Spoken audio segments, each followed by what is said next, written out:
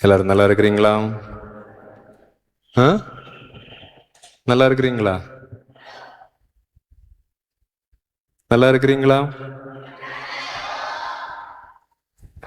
அன்புமிக்க சகோதர சகோதரிகளே, மீண்டும் ஒரு இனிய நாளில் உங்கள் அனைவரையும் சந்திப்பதிலே மகிழ்ச்சி அடைகின்றேன். உங்களுக்கு என்ன பார்த்தா மகிழ்ச்சி தானா? அதுவும் பிரச்சனை. நான் மட்டும் உங்களை பார்க்கும்போது மகிழ்ச்சியா இருக்குன்னு சொல்லி நீங்க கீழே உட்கார்ந்துட்டு இன்னைக்கு இவரா அப்படி கேட்டா சோலி முடிஞ்சு. அப்படியா? மகிழ்ச்சி தானா? கொஞ்சம் நீங்கள் விரும்பி தேடுகின்ற அன்பையும் அருளையும் சமாதானத்தையும் ஆண்டவர் உங்கள் ஒவ்வொருவருக்கும் நிறைவாக தரட்டும் என்று உங்களுக்காக ஜெபிக்கின்றேன். இன்றைய நாளில் களவு செய்யாதே என்கின்ற அந்த சிந்தனையை பற்றி நாம் சிந்திக்க இருக்கின்றோம். அதாவது, நீ அநியாயமாக சேர்த்து வைத்தவற்றை அனுபவிக்க என் ஆசி பெற்ற ஒருவன் வருவான் இப்படின்னு கீழே கடவுள் என்று எழுதப்பட்டிருந்தது. நீ அநியாயமாக சேர்த்து வைப்பதை அனுபவிக்க என் ஆசி பெற்ற ஒருவன் வருவான், இப்படிக்கு கடவுள் என்று எனக்கு முன்னால் சென்ற கார் ஒன்றினுடைய கண்ணாடியிலே எழுதி வைக்கப்பட்டிருந்ததை நான் பார்த்தேன். அது பல நேரத்தில் உண்மைதான். எல்லாரும் எல்லாவற்றையும் எப்போதும் எந்நாளும் ஆண்டு அனுபவிக்க முடியாது. ஏனென்றால் மனிதர்கள் வரையறைக்கு உட்பட்டவர்கள். எல்லாம் மனிதனின் ஆற்றலுக்கு உட்பட்டது அல்ல, மனிதன் இரவாமை பெற்றவன் அல்ல என்பது விவிலியம் நமக்கு தருகின்ற பாடம். எனவேதான் நாம் எப்படி சேர்த்து வைத்தாலும் ஒரு நாள் அதை விட்டு செல்ல வேண்டும் என்பதை நாம் ஒருபோதும் மறக்கவே கூடாது. அதனால்தான் பல நேரத்தில் களவு என்பது வெறும் பொருள் சார்ந்தது மட்டுமல்ல, அது மனம் சார்ந்த விஷயமாகவும் இருப்பதை நம்மால் காண முடிகிறது. உங்களுக்கு உளவியல்ல கிளப்டோமேனியா என்று ஒரு வார்த்தை இருக்கிறது. கிளப்டோமேனியா அப்படின்னா, அதாவது நான் ஒரு இடத்துக்கு போறேன், அந்த இடத்துக்கு போகும்போது பல பொருட்களை நான் பார்க்கின்றேன். அந்த பொருட்களை பார்க்கின்ற பொழுது எனக்கு அந்த பொருள் பயன்படாது, ஆனால் அந்த பொருள் மீது எனக்கு ஆசை வருகிறது. எப்படியாவது நான் அந்த இடத்தை விட்டு செல்லுகின்ற பொழுது எதையாவது ஒன்றை என் பாக்கெட்டிலே இட்டு செல்ல வேண்டும். இதுதான் கிளப்டோமேனியா. இதற்கு மருந்து கிடையாது. இது பயப்படுத்தி, அதாவது என்றாவது ஒரு நாள் பிடிபட்டால் கண்டிப்பாக ஜெயிலுக்கு போக வேண்டும் என்று சொல்லிதான் அந்த திருட்டிலிருந்து என்ன செய்ய முடியும்? நாம் அந்த நபரை கொஞ்சம் கொஞ்சமாக பாதுகாக்க முடியும். இது தன்னை மீறியது.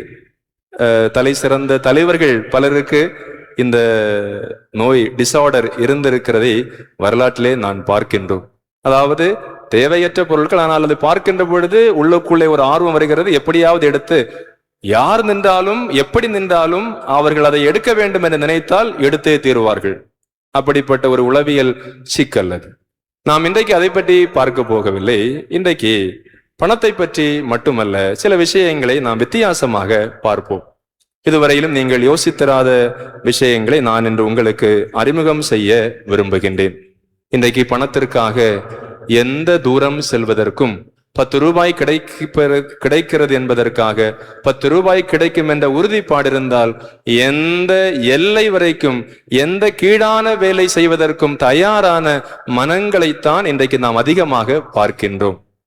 எனவேதான் லூக்கா நற்செய்தி 16ஆம் அதிகாரம் 13வது வார்த்தையிலே ஆண்டவர் சொல்வார், எவரும் இரு தலைவருக்கு பணிவிடை செய்ய முடியாது. நீங்கள் கடவுளுக்கும் செல்வத்துக்கும் பணிவிடை செய்ய முடியாது. அப்படி என்றால் இதயத்தில் பேராசை இருக்கக்கூடிய ஒருவருக்கு ஒருபோதும் இறை அனுபவம் இருக்காது. பேராசை அந்த இறை அனுபவத்தை கொன்றுவிடும். அதனால்தான் செல்வமே கடவுள் என்று ஓடுவதை விட்டுவிட்டு கடவுளே செல்வம் என்ற ஒரு மனநிலைக்குள்ளே நாம் வளர வேண்டும். செல்வம்தான் எல்லாம், பணம்தான் எல்லாம், பொருள் சேர்ப்பதில்தான் நம்முடைய வாழ்வினுடைய நோக்கமும் மேன்மையும் இருக்கிறது. கௌரவத்தோடு வாழ வேண்டும் என்றால் கண்டிப்பாக செல்வம் நிறைய இருக்க வேண்டும் என்று சொல்லி யாரை ஏய்த்தாலும், யார் எப்படி போனாலும், யார் எக்கேடு கட்டாலும் எனக்கு பிரச்சனை இல்லை என்று மனிதாபிமானமற்ற நிலையில் நாம் செல்வத்தை சேர்ப்பதை விட்டுவிட்டு, கடவுளே செல்வம் என்ற ஒரு உணர்வுக்குள்ளே வருகின்ற பொழுது, செல்வம் என்றால் சிந்தையின் நிறைவே செல்வம். சிந்தையின் நிறைவுதான் செல்வம் என்றால் அந்த உள்ளத்தின் நிறைவும் மன நிறைவு இன்றைக்கு நம்மிலே குறைந்திருப்பதை நம்மால் பார்க்க முடிகிறது. அதனால்தான் தீமோத்தேயுவுக்கு எழுதிய முதல் திருமுகம் 6ஆம் அதிகாரம் 10வது வார்த்தையிலே பவுல் அழகாக சொல்வார், பொருளாசையே எல்லா தீமைகளுக்கும் ஆணிவேர். எல்லா தீமைகளுக்கும் ஆணிவேர் இந்த பொருளாசை. இதனால் சிலர் விசுவாசத்தில் நின்று பிறழ்ந்து திரிந்து தங்கள் மேல் துன்பங்களை தாங்களாகவே வருவித்துக் கொண்டார்கள். கடவுளால் கூட அவர்களுக்கு உதவ முடியாது. அதனால்தானே விவிலியம் நமக்கு அழகாக சொல்லுகிறது. சபையுரையாளர் 5ஆம் அதிகாரம் 10வது வார்த்தை, பண ஆசை உள்ளவருக்கு எவ்வளவு பணம் இருந்தாலும் ஆவல் தீராது. உண்மையா இல்லையா? சேர்க்கணும் சேர்க்கணும் சேர்க்கணும்னு அந்த எண்ணம் இருக்கிறவங்களுக்கு எவ்வளவு இருந்தாலும் மனசு நிறையாது. செல்வத்தின் மேல் மிகுந்த ஆசை வைப்பவர் அதனால் பயனடையாமற் போகின்றார். சொத்து பெருகினால் அதை சுரண்டி தின்போரின் எண்ணிக்கையும் பெருகும். செல்வர்களுக்கு தங்கள் சொத்தை கண்ணால் பார்ப்பதை தவிர வேறு என்ன பயன் உண்டு? கடைசியில கோதுமை கஞ்சியும் சப்பாத்தியும் உருட்டிட்டு உட்கார்ந்துருக்க வேண்டியதுதான். ஆனா நிறைய சொத்து இருக்கும். கண்ணால் பார்ப்பதை தவிர வேறு என்ன பயன் உண்டு? வேலை செய்கிறவனிடத்திலே போதுமான சாப்பாடு இருக்கலாம் அல்லது இல்லாது இருக்கலாம், ஆனால் அவருக்கு நல்ல தூக்கமாவது இருக்கும். செல்வரது செல்வ பெருக்கே அவரை தூங்க விடாது. நல்லா இருக்கு இல்லையா? கேக்குறீங்களா? நீங்க என்ன நினைக்கிறீங்கன்னு எனக்கு தெரியும். எப்படி நீங்க மனசுக்குள்ள 2 பேரை நினைக்கிறீங்க, நினைச்சிட்டு ஃபாதர் இப்ப அந்த ஆளுக்கு தான் சொல்றாரு, எனக்கு இதுக்கு எந்த சம்பந்தமும் இல்லை, எங்கள்கிட்ட என்ன பணமா இருக்குது. உங்க மைண்ட் வாய்ஸ் உண்மையா இல்லையா? இது எல்லாருக்கும் பொருந்தும். எப்படி செல்வரது செல்வ பெருக்கே அவரை தூங்க விடாது. உலகில் ஒரு பெருந்தீங்கை நான் கண்டேன், ஒருவர் சேமிக்கும் செல்வம் அவருக்கு துன்பத்தையே விளைவிக்கும். இன்றைக்கும் நான் பணம் வேண்டாம் என்றோ பொருள் வேண்டாம் என்றோ சொல்ல வரவில்லை. அது என்னுடைய கருத்தும் அல்ல. பணம் வேண்டும், செல்வம் வேண்டும், மக்களுக்காக, குடும்பங்களுக்காக, குடும்பங்களுடைய மேன்மைக்காக நாம் உழைக்க வேண்டும், உழைத்து சேமிக்க வேண்டும், இதெல்லாம் தேவை. ஆனா பணம்தான் எல்லாம், பொருள்தான் எல்லாம். தம்பிக்கு கொடுக்க வேண்டியதை வஞ்சித்தெடுத்து, அண்ணனுக்கு கொடுக்க வேண்டியதை வஞ்சித்தெடுத்து கேஸ் போட்டு அந்த சொத்தை அனுபவிக்க விடாமல் செய்வது, அல்லது பொருட்களுக்காக பண்ணை வீடுகளுக்காக சண்டையிட்டு அவர்களும் பயன்படுத்தாமல் மற்றவர்களையும் பயன்படுத்த விடாமல் ஒரு காலத்தில் குடும்பங்கள் நன்றாக வாழ்ந்த எத்தனையோ பண்ணை வீடுகள் இன்றைக்கு பாழடைந்த நிலையிலே, அதாவது வழக்குகள் தொடரப்பட்டு யாருக்கும் பயனற்ற நிலையில் இருப்பதை நம்மால் காண முடியவில்லையா? எனவேதான் ஒன்றை நாம் புரிந்து கொள்ள வேண்டும். நாம் சேர்க்கக்கூடிய பணத்தில் யாருடைய கண்ணீராவது இருக்கிறதா என்பதை கண்டுகொள்ள வேண்டும். நான் சேர்க்கக்கூடிய சொத்தில், என்னுடைய குடும்பத்திற்காக, எனக்காக நான் சேர்க்கக்கூடிய சொத்தில் யாருடைய கண்ணீராவது இருக்கிறதா என்று நான் கண்டிப்பாக சிந்தித்து பார்க்க வேண்டும். கண்ணீருடைய சொத்தோ பணமோ பொருளோ என்னிடத்தில் இருந்து அந்த சொத்தை நினைத்து, அந்த பொருளை நினைத்து, அந்த பணத்தை நினைத்து என்னோடு வாழக்கூடிய ஒருவர் ஒவ்வொரு இரவிலும் தூக்கம் வராமல் தவித்து ஏக்க பெருமூச்சு விட்டு கண்ணீரிலே தன்னுடைய தலையணை நினைக்கின்ற பொழுது ஒன்றை புரிந்து கொள்ள வேண்டும்.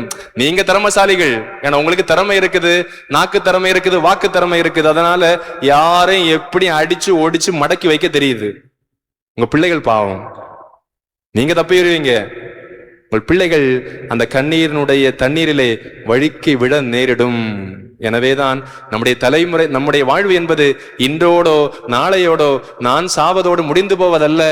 வாழ்வு என்பது தலைமுறை தலைமுறையாக ஆண்டவருடைய ஆசீர் பெற்று 5 வருடம், 10 வருடம், 25 வருடம், 50 வருடம், 100 வருடம் தாண்டி நான் இறந்து போய் 100வது வருடத்திலே என்னுடைய குடும்பத்தை பற்றி, என்னுடைய மக்களை பற்றி, என்னுடைய பேர பிள்ளைகளை பற்றி, என்னுடைய குழந்தைகளுடைய தலைமுறையை பற்றி 4 பேர் நல்ல விதத்திலே பேசக்கூடிய அளவிற்கு வாழ்வை அமைத்துக் கொள்வது மிக மிக முக்கியமானது.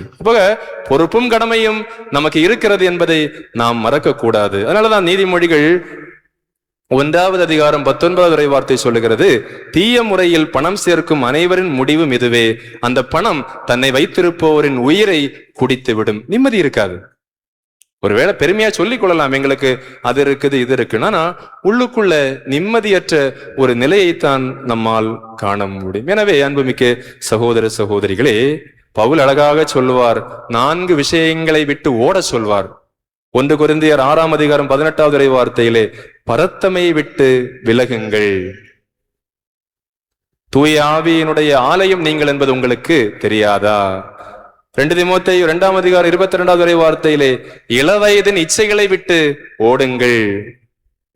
கொலோசையர் 3:5 நாம் பார்க்கின்ற பொழுது, சிலை வழிபாடான பேராசையை விட்டு ஓடுங்கள். இப்ப சிலை வழிபாடான பேராசை என்பதை பவுல் திட்டவட்டமாக நமக்கு குறித்து காட்டுகிறார் என்றால், சிலை வழிபாடு என்பது கடவுளுக்கு இணையாக எதையெல்லாம் வைத்து இதுதான் முக்கியம் என்று கடவுளை 2ஆம் பட்சமாக தள்ளுகின்ற பொழுது, கடவுளுடைய இடத்தை இன்னொரு பொருளுக்கோ, பணத்திற்கோ, செல்வத்திற்கோ, நபருக்கோ கொடுக்கின்ற பொழுது அதுதான் சிலை வழிபாடாக மாறுகிறது. அந்த சிலை வழிபாடை விட்டு ஓடுங்கள் என்று பவுல் எச்சரிக்கை விடுப்பதை நம்மால் பார்க்க முடிகிறது. எண்ணிக்கை நூல் 25வது அதிகாரத்தில் நாம் பார்க்கின்றோம், பிலேயாம் பண ஆசை பிடித்து கடவுளுடைய வார்த்தைகளுக்கு எதிராக செல்லுகின்றார். அதே போல மிக முக்கியமாக நாம் பார்ப்பது, எலிசா இறைவாக்கினுடைய காலத்திலே ஒரு நிகழ்வு நாம் பார்க்கின்றோம். அதாவது 2 அரசர்கள் 5வது அதிகாரம், நீங்க வீட்டுல போய் வாசித்து பாருங்க. ஒரு அழகான ஒரு நிகழ்வு. நாமான் என்கின்ற தொழுநோய் பிடித்த ஒரு அமைச்சர் இஸ்ராயல் நாட்டுக்குள்ளே வருகின்றார். எலிசாவிடத்திலே இஸ்ராயல் அரசன் அனுப்பி விடுகின்றான். அந்த யோர்தான் ஆற்றிலே 7 முறை மூழ்கி நீ குணம் பெற்றுக்கொள் என்று சொல்ல, அந்த பணிப்பெண் சொல்லுகின்றாள், எப்படியாவது நம்ம ஊர்ல இருக்கக்கூடிய தண்ணீர் இல்லையா என்று நாமான் கேட்ட பொழுது அந்த உடன் வந்தவர் சொன்னார்கள், இதைவிட பெரியதை சொல்லி இருந்தால் செய்ய மாட்டீரா? 7 தடவை தானே, போய் முங்கிட்டு வாரம் அப்படின்னு சொல்லும் போது அவன் மூழ்குகின்றான். 7வது முறை அவனுடைய தோல் குழந்தையினுடைய தோலை போல மென்மையாக மாறுகிறது. எவ்வளவோ காணிக்கை பொருட்களை எடுத்து அந்த கடவுளின் அடியவர் முன்னால் வைத்தான். என்ன வேண்டுமானாலும் கேளுங்கள், இது போதவில்லை என்றால் நான் திருப்பி உங்களுக்கு கொண்டு வந்து தருகிறேன். அவர் சொன்னார், எனக்கு எதுவும் வேண்டாம், எனக்கு எதுவும் வேண்டாம். பல நேரத்தில் நம்முடைய இல்லங்களில் இருக்கக்கூடியவர்கள் சொல்லுகின்றார்கள், எங்களுக்கு எதுவும் வேண்டாம், ஆனா கூட இருக்கிறவங்க விடுறது கிடையாது. உனக்கு பிழைக்க தெரியல, உனக்கு பிழைக்க தெரியல சொல்லி சொல்லியே பலரை வீழ்ச்சிக்கு தள்ளின குடும்ப நபர்கள் தான் அதிகம். அவன் சொன்னா, எனக்கு வேண்டாப்பா, எடுத்துட்டு போ. ஆனா கூட இருந்த பணியாளன் கேகசிக்கு உள்ளத்திலே ஆசை வந்தது, பேராசையாக வந்தது. உங்களுக்கு தெரியுமா, ஒரு பேராசை அல்லது ஆசை வருகின்ற பொழுது அடுத்தது பொய், அடுத்து ஏமாற்று, அடுத்து வஞ்சகம், அப்படிதான் போகும். முதல் ஆசை, அடுத்து பொய், அடுத்து ஏமாற்று, அடுத்து வஞ்சகம், அடுத்து துரோகம். அந்த நாமானுடைய தேருக்கு பின்னாடியே கேகசி ஓடுறாரு, எலிசாவுக்கு தெரியாம. போய் அவரை பார்த்த உடனே தேரை நிறுத்தியாச்சு. என்னப்பா, ஏதாவது பிரச்சனையா? இல்ல, ஒரு பொய்.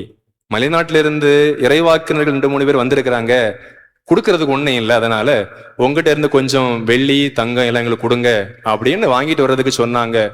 அவரா சொன்னாரு?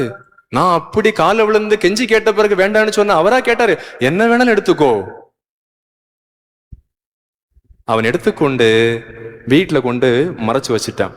மறைச்சு வச்சு சிலாக்களை பாத்துறீங்களா, ஒண்ணுமே நடக்காதது போல வருவாங்க. இந்த கைத்தட்டல், தூசியை தட்டிட்டு வராரு வீட்டுக்கு, எங்க எலிசா முன்னிலையில. அவரு கேட்டாரு, எப்பா நீ எங்க போன? நான் வீட்டுல தான் இருந்தேன். நீ போன இடம் எனக்கு தெரியும், நீ எங்க போனேன்னு தெரியும், என்ன செய்தேன்னு தெரியும், எங்க இருந்து வரேன்னு தெரியும். எனவே நாமானுடைய தொழுநோய் உன்னை உன் குடும்பத்தையும் பிடிக்கடி. எனக்கு வருத்தம், சரி கேகசி தவறு செய்தார், உன் குடும்பத்தையும் பிடிக்கட்டும் என்றுதான் அந்த இறைவனுடைய அடியார் சொல்லுகின்றார். நாமானுடைய தொழுநோய் கேகசியையும் பிடித்தது, அவன் குடும்பத்தாரையும் பிடித்தது. எனவேதான் கடவுள் அனுமதிக்காத பணம், மற்றவருடைய கண்ணீரின் பணம், பொருள், செல்வம் நமக்குள்ளே நம்முடைய இல்லங்களில் இருந்தால் தொழுநோய் போல நம்மை அது காயப்படுத்தி கொண்டே இருக்கும். மறக்கவே கூடாது. அதே 1 அரசர்கள்ல 21 ஒரு அரசனுடைய பேராசை, அவன் சொல்லக்கூடிய காரணம் வெறும் சீப்பான ஒரு காரணம். அவன் அரசன், அவன் தான் நாட்டிற்கு தலைவன், அவனுக்கு என்ன வேண்டுமானாலும் எடுத்துக்கொள்ளலாம், எப்படி வேண்டுமானாலும் சொத்து வாங்கி கொள்ளலாம். ஆனால் ஆசை யாரை விட்டது? அவன் அரண்மனைக்கு பக்கத்துல நாபோத் என்கின்ற ஒரு ஏழை இருக்கின்றான். அவனுக்கு ஒரு சின்ன தோட்டம் இருக்கிற, திராட்சை தோட்டம். அவன் மேலே இருந்து பார்க்கிறான். விவிலியம் சொல்லுகிறது, பார்ப்பதற்கு அழகாக இருந்தது. கேட்டதா? பார்ப்பதற்கு அழகாக இருந்தது, அதனால எனக்கு கொடுத்துடு. அவர் சொல்றாரு, எப்பா இது என் குடும்ப சொத்து, இதை நான் தரமாட்டேன். நான் ஆசைப்பட்டாச்சு கொடுத்துரு, நான் ஆசைப்பட்டாச்சு கொடுத்துரு. இல்லப்பா, நான் தராம இருக்கிறதுக்கு கடவுள் எனக்கு உதவி செய்யணும் அப்படின்னு அவர் மன்றாடுறாரு. நான் ஆசைப்பட்டாச்சு, நீ கொடுத்துரு. ஆசை முதல்ல என்ன சொன்னேன்? பொய், ஏமாற்றம், வஞ்சகம், துரோகம். இன்னொன்னு செய்யும். ஒருவருடைய உள்ளுக்குள்ளே ஆசை வந்தால் அந்த ஆசை என்ன செய்யும்? கருக்கொண்டு தூங்க விடாது, சாப்பிட விடாது, மகிழ்ச்சியா இருக்க விடாது, நம்மை சோகத்திற்குள் ஆழ்ந்து. இவர் சோகத்தோட ஒரு அரசன், நாட்டுக்கே அதிபதி, எல்லாம் இருக்கிறது, கேவலம் ஒரு துண்டு நிலத்திற்காக அவன் சோகமாகின்றான். வீட்டுல சோகத்தோட வாரான். மனைவி கேட்கிறா, என்னப்பா பிரச்சனை? அந்த நிலத்தை நான் கேட்டேன், சூப்பரா இருக்குது, அவ்வளவு கிடைச்சுன்னா நம்ம வீட்டுல ஏதாவது பண்ணிக்கலாம். நல்லா புரியணும், நிறைய பேருக்கு இந்த நோய் உண்டு. என்ன நோய் தெரியுமா? மற்றவர்களுக்கு ஒரு துண்டு நிலம் இருந்துன்னா, அந்த குடும்பத்துல ஏதாவது பிரச்சனைன்னா சைசா உள்ள போய் எதையாவது பேசி அந்த நிலத்தை விற்கும் போது எவ்வளவு குறைச்சு அடிமட்ட விலைக்கு வாங்க முடியுமோ அவ்வளவுக்கு விலை குறைச்சு வாங்குவாங்க. பாத்துறீங்களா? அதாவது ஒருவனுடைய தேவையை மூலதனமாக பயன்படுத்தி அவனை ஏமாற்றுவது. யாருக்கு வாங்கி வச்சிருக்கிறோம்? நீ ஆசைப்பட்டு வாங்கியதை அனுபவிக்க என் ஆசை பெற்ற ஒருவன் வருவான், நீ சமயத்துக்கு போவ. அதான் அதனுடைய அர்த்தம். ஆசைப்பட்டுட்டேன், அவன் தரமாட்டேன்னா மனைவி என்ன சொல்லணும்? எப்பா தவறு, அது தவறு, அவன் வச்சுட்டு போட்டு, நமக்கு தான் இருக்கு இல்லையா? அவன் ஒரு சின்ன துண்டு தானே வச்சிருக்கிறான். என்ன சொன்னா? குடும்ப சொத்து. குடும்ப சொத்தை யாராவது சும்மா கொடுப்பாங்களா? இருக்கட்டுமே. இல்ல சும்மா கேட்கல, நான் உனக்கு எவ்வளவு வேணுமோ அவ்வளவு கொடுக்கறேன்னு தான் சொல்லி இருக்கிறேன். அவன் தரல, இல்ல விட்டுருங்கன்னு சொல்லியிருக்கணும் மனைவி. ஆனா மனைவி அவனை விட இந்த ஜாடிக்கேத்த மூடின்னு சொல்லுவோம் இல்லையா, ஒருபடி மேல போய், இதான் பிரச்சனையா, நீங்க போய் தூங்குங்க, சாப்பிட்டுட்டு நான் கிளியர் பண்றேன் அப்படின்னு அவனை விட பல மடங்கு வன்மம் பிடித்தவளாக இருக்கின்றாள். என்ன பண்ணாங்க தெரியுமா? 2 இழி மனிதர்கள். இழி மனிதர்னா எல்லா ஊர்லயும் இருப்பாங்க. 2 இழி மனிதர்கள் யாரு தெரியுமா? குடிக்க வாங்கி கொடுத்தா, பேச சொன்ன என்ன சொன்னாலும் பேசிடுவாங்க. 10 ரூபா கொடுத்தா எவ்வளவு மட்டமாக எவ்வளவு பொய்கள் சொல்ல வேண்டுமோ அதை சொல்வார்கள். அவர்களுக்கு என்று தன்மானம் கிடையாது, அவர்களுக்கு என்று மனசாட்சி கிடையாது, கடவுள் பயம் கிடையாது. எல்லா ஊர்லயும் ஊருக்கு 2 பேர் இருப்பான், இழி மனிதர்கள். நிறைய பேருக்கு அது ஒரு பிரச்சனை. எப்படி? தான் பேச நினைப்பதை குடிக்க வாங்கி கொடுத்து பேச வைப்பது. எல்லாம் நல்லாதான் இருக்கும். 2 இழி மனிதர்களை அவள் தயார் செய்கின்றாள். இந்த ஏழைய நாபோத்தை கூப்பிடுகின்றார்கள். ஒரு பஞ்சாயத்துக்கு நீ வரணும் அப்படின்னு. அவன் பார்க்கற, என்ன பஞ்சாயத்து? இவனை மேடையில மாரி உட்கார வைக்கிறாங்க. விவிலியத்தினுடைய அடிப்படையிலே ஏதாவது குற்றச்சாட்டிற்கு 2 சாட்சி இருக்கணும். இவன் மேல ஏறி உட்கார்ந்த உடனே ஒருத்தன் சொன்னா, இவன் கடவுளை பழித்தான், நான் அதை கேட்டேன். கூட இருந்தவன் சொன்னா, நானும் கேட்டேன். அவர் 2 சாட்சி உறுதியாகிவிட்டது. இனி விசாரணை கிடையாது. கூடி நின்ற எல்லாரும் அவனை கல்லால் எறிந்து கொண்டார்கள். அவன் என்னன்னு தெரியாமலே செத்து போறான். நான் என்னப்பா கண்டேன்? வெளியே கூப்பிட்டாங்க, வர சொன்னாங்க, நான் என்ன செய்தேன்? உள்ள போனேன், என்ன க்ளோஸ் பண்ணிட்டாங்க. ஆனால் மனைவி வந்து சொன்னா, அவன் செத்து போயிட்டான், நிலத்தை நீ எடுத்துக்கோன்னு சொன்ன உடனே எசாயா வழியாக ஆண்டவர் முன்குறித்த பல வாக்குறுதிகளிலே எலியா இறைவாக்கினரை மீண்டும் அனுப்புகின்றார். எலியா இறைவாக்கினர் வந்து சொல்லுகின்றார், அரசனே, நீ தவறு செய்திருக்கிறாய், பாவம் செய்திருக்கிறாய். அது மட்டும் இல்ல, உன்னுடைய இரத்தத்தை நாய்கள் நக்கும். இசபேல் உன் மனைவியினுடைய இரத்தத்தையும் நாய்கள் நக்கும். உடனே இந்த ஆகாபு மன்னிப்பு கேட்கிறாரு. ஆண்டவரே, என்னை மன்னித்து விடும். அங்கதான் ட்விஸ்ட் இருக்குது. கடவுள் அவரை மன்னித்தார். என்ன சொன்னா தெரியுமா? என் ஊழியன் ஆகாபை நான் இப்போது தண்டிக்க மாட்டேன், அவன் மக்கள் காலத்தில் நான் தண்டிப்பேன். என்னுடைய மனதை பாதித்த 2 நிகழ்வுகள் இது. ஏனென்றால் ஒருவருக்குள்ளே ஆசை வருகின்ற பொழுது உணர்ச்சி அதிகரிக்கிறது, உணர்ச்சி அதிகரிக்கின்ற பொழுது அறிவு மழுங்குகிறது. யாரை நாம் வஞ்சிக்கிறோம், யாரை ஏமாற்றுகிறோம், யாருக்காக இதையெல்லாம் செய்கிறோம் என்கின்ற எண்ணமே அற்று நம் கண் முன்னால் பணம் மட்டும்தான், அதாவது அல்லது சொத்து மட்டும்தான் இருக்கிறது. எப்படியாவது எப்படியாவது எப்படியாவது சாதிச்சிடணும். கண் முன்னால் கண்ணாடியை வைத்து முகம் பார்க்கக்கூடிய கண்ணாடி, அதாவது அந்த பக்கம் யாரையும் தெரியாது, தன்னையும் தன்னுடைய ஆசையை மட்டும்தான் தெரியும் அந்த கண்ணாடியில. அப்படி சில மனிதர்கள் இருக்கின்றார்கள். ஒன்றை புரிந்து கொள்ள வேண்டும், நம்முடைய குடும்பங்கள் தலைமுறை தலைமுறையாக வாழ வேண்டும் என்றால் ஏமாற்றாமல், யாருக்கும் துரோகம் செய்யாமல், யாரையும் கண்ணீர் வடிக்க வைக்காமல் வைக்க வேண்டிய நம்முடைய கடமை. இது ஒரு சைடுல இருக்கட்டும். அடுத்தது, பெற்றோரை ஏமாற்றக்கூடிய நிறைய பேர் இருக்கிறார்கள். அதாவது பெற்றோருடைய சொத்துக்கள் வேண்டும், பெற்றோருடைய பணம் வேண்டும், ஆனால் வயதான காலத்தில் அவர்களை பராமரிக்காமல் இருக்கக்கூடிய ஒவ்வொருவரும் கொள்ளையர்கள். விவிலியம் சொல்லுகிறது, நீதிமொழிகள் 28வது அதிகாரம் 24வது வார்த்தை, பெற்றோரின் பொருளை திருடிவிட்டு அது குற்றமில்லை என்று சொல்கிறவன் கொள்ளைக்காரரை விட கேடு கெட்டவன். ஏம்மா, இந்த வார்த்தையெல்லாம் சொல்றது நானா சொல்லல, இங்க இருக்கு, சரியா? கேடு கட்டவெல்லாம் அங்க இருக்குது, நீங்களே பாத்துக்கோங்க. ஏன்னா பிறகு ஃபாதர் நிறைய பேசிட்டு போனான்ல, அங்க இருக்கு. என்னது? பெற்றோரின் பொருளை தேடிவிட்டு அது குற்றமில்லை என்று சொல்கிறவன் கொள்ளைக்காரனை விட கேடு கட்டவன்னா, சொந்த தாய் தந்தை இருக்கு, சொந்த மாமா மாமிக்கு அவருடைய சொத்துக்கள் வேண்டும், அவருடைய பணம் வேண்டும், பென்ஷன் வேணும், அவங்களுடைய அரசுல கொடுக்கக்கூடிய எல்லா உதவிகளும் வேணும். எல்லாத்தையும் வாங்கி வச்சுட்டு ஒருவேளை உணவு நன்றாக கொடுக்க முடியாத, வயிறார உணவு கொடுக்க முடியாத மக்கள் இருந்தும் நடை பிணங்கள். அவருடைய அழகு, அவருடைய சொத்தெல்லாம் பன்றிக்கு போட்ட வைர மூக்குத்தி என்று நீதிமொழிகள் அழகாக சொல்லுகிறது. அதனாலதான் வயசானவங்களை நல்லா கவனிங்க.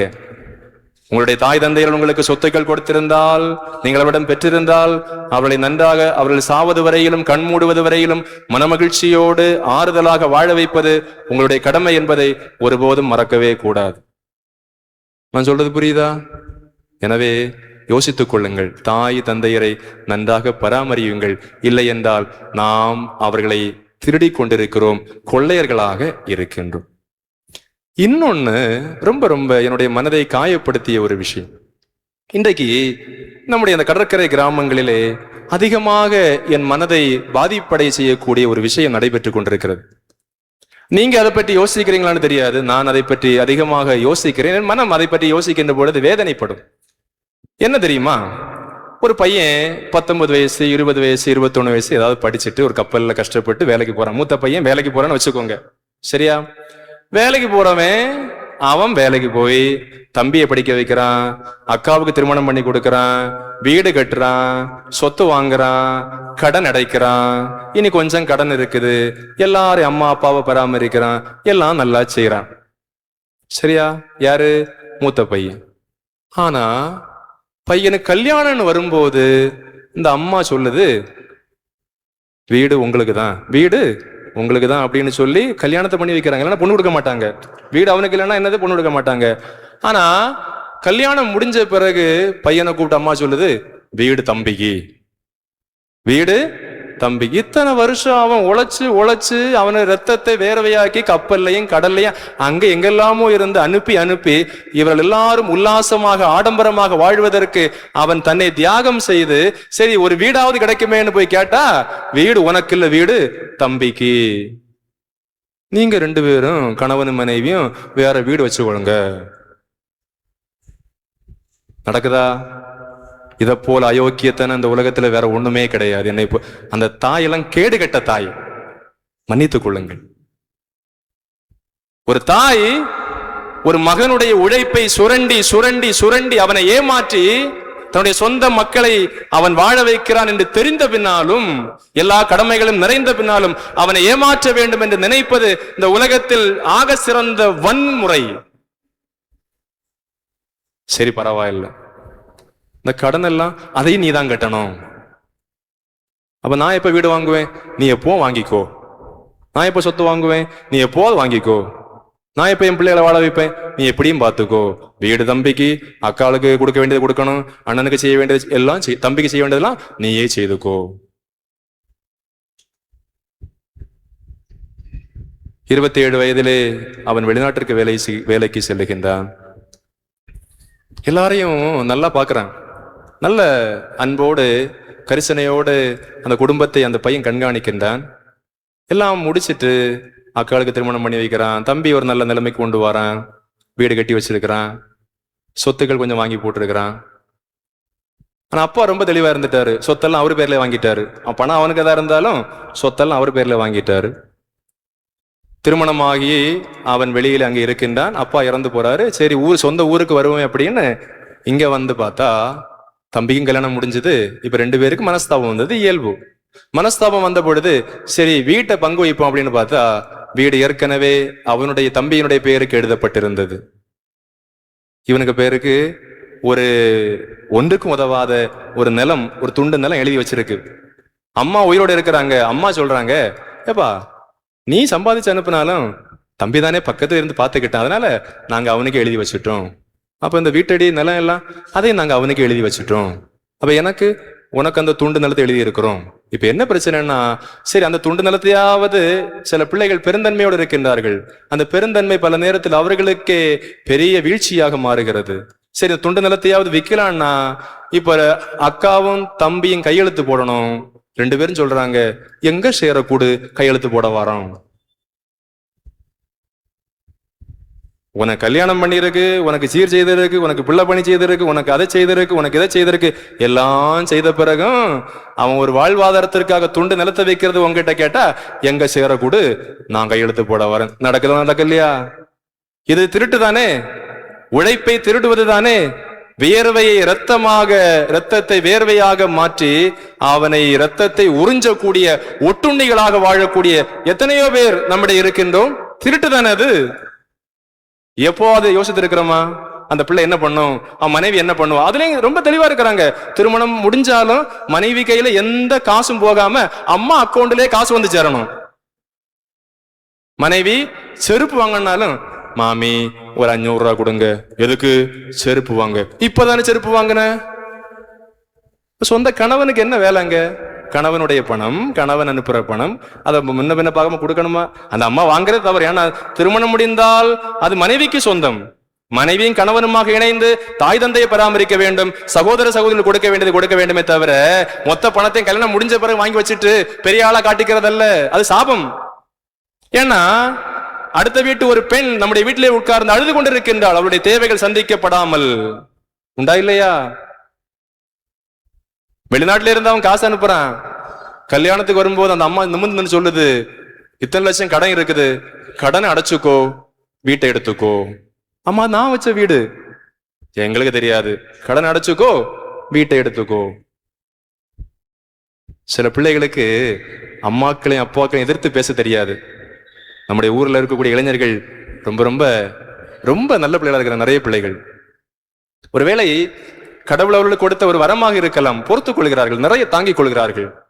அவன் கடலை கடந்து உழைக்கிறான், எல்லாம் சரிதான், கஷ்டப்பட்டாலும் சரி, பெருந்தன்மையோடு நிறைய நேரங்கள் விட்டுக் கொடுக்கிறார்கள். அந்த விட்டுக் கொடுக்கக்கூடியதை மற்றவர்கள் தவறாக பயன்படுத்தி கொண்டிருந்தார்கள் என்றால் அது பெரிய திருட்டாக மாறுகிறது. களவு செய்யாதே, களவு செய்யாதே. ஒரு கல்யாணத்துக்கு எனக்கு அழைப்பு வந்தது. 42 வயசுல கல்யாணம். 42 வயசுல கல்யாணம். என்னப்பா இவ்வளவு நாளாயிருக்கு? இல்ல ஃபாதர், கல்யாணத்துக்கு நீங்க கண்டிப்பா வரணும். ஃபாதர், எங்க அப்பா இறந்து போகும்போது எனக்கு வயசு 13. அதாவது இந்த தம்பி அண்ணன் எல்லாம் நமக்கு நல்லது செய்து நம்மை நல்ல நிலைக்கு உயர்த்தி வைத்திருந்தால் நீங்க மதிக்காட்டாலும் பரவாயில்ல, தொந்தரவு பண்ணாதீங்க. சும்மா அதை இதை அங்க மரத்துல தொங்குது பணம், குழுக்கு ஒண்ணு கீழே விடுறதுக்கு. மனசாட்சியே இல்லாம திரும்ப திரும்ப அதை கூடு இதை கூடுன்னு அவன் என்ன பண்ணுவான்? அவனு மனுஷன் தானே, உண்டா இல்லையா? அப்போ அவன் சொல்றான், 13 வயசுல அப்பா இறக்குறாரு, நான் ஒரு தையல் கடையில வேலைக்கு போனேன், என் கையை பாருங்க ஃபாதர், அந்த கத்திரி பிடிச்ச தழும்பு அப்படியே இருக்குது, கருத்து போய் அந்த கை மரத்து போய் இருக்கிறது.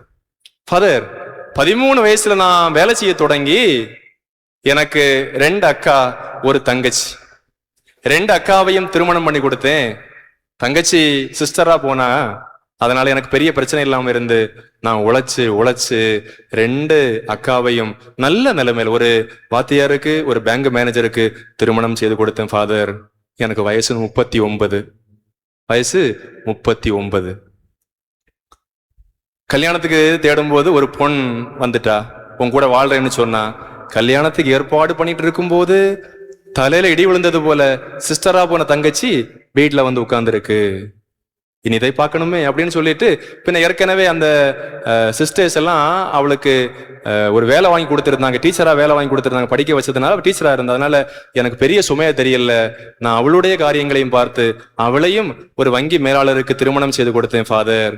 வயசு 42.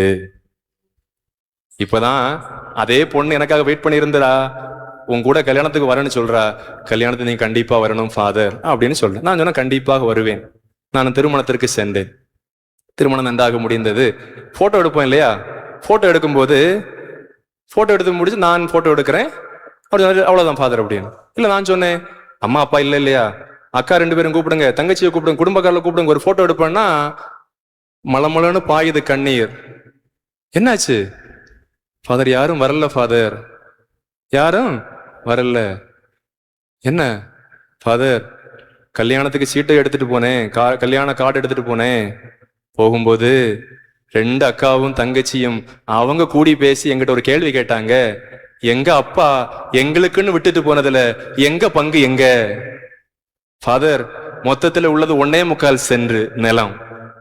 1.25 சென்ட் நிலத்துல நான் கீழே ஒரு கடை வச்சிருக்கிறேன், மேல ஒரு வீடு, அதாவது ஒரு சின்ன கிச்சனும் ஒரு ஹாலும் வச்சிருக்கிறேன். அவ்வளவுதான் ஃபாதர் வச்சிருக்கிறேன். கீழே கடை வச்சு அந்த கடையில தான் நான் வேலை செய்துட்டு இருக்கிறேன்.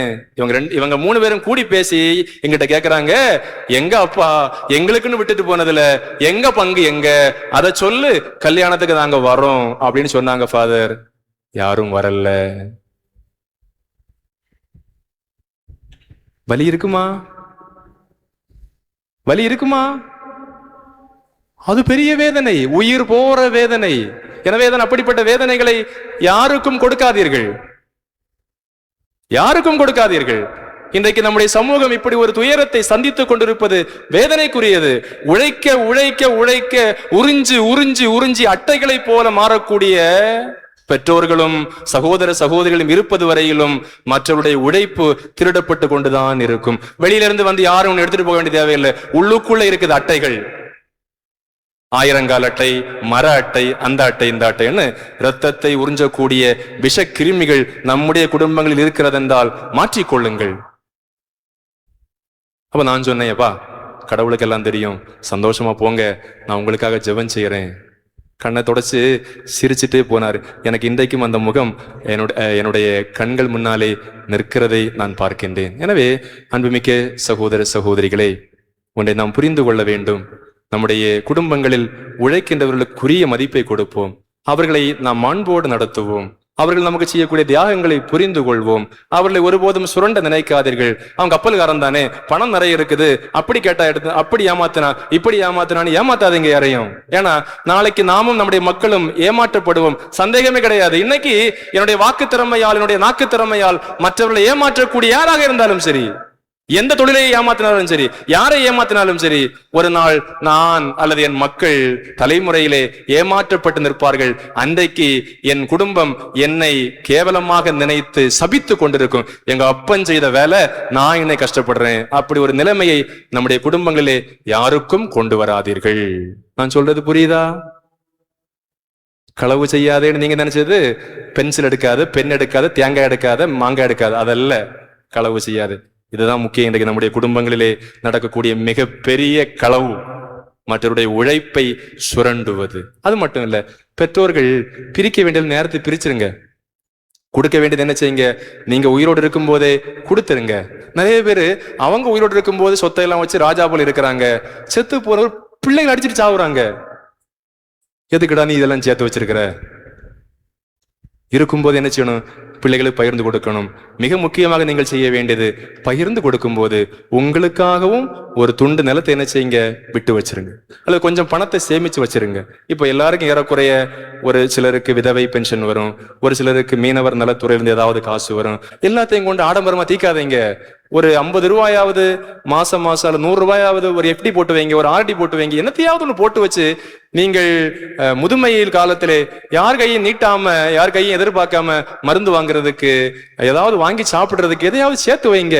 எல்லா மக்களுக்குன்னு சேர்த்து வச்சீங்கன்னா கடைசியில் கண்ணீர் மட்டும்தான் மிச்சம். நல்லா சாப்பிடுங்க. நிறைய பேர் வாயை கட்டி வயிற்ற கட்டி, எங்களுக்கு எல்லாம் சில அடக்கத்துக்கு போகும்போது பரிதாபமா இருக்கும். ஐயோ, எப்படி வாழ வேண்டிய ஆளு இப்படி செத்து போயிட்டாரு அப்படின்னு.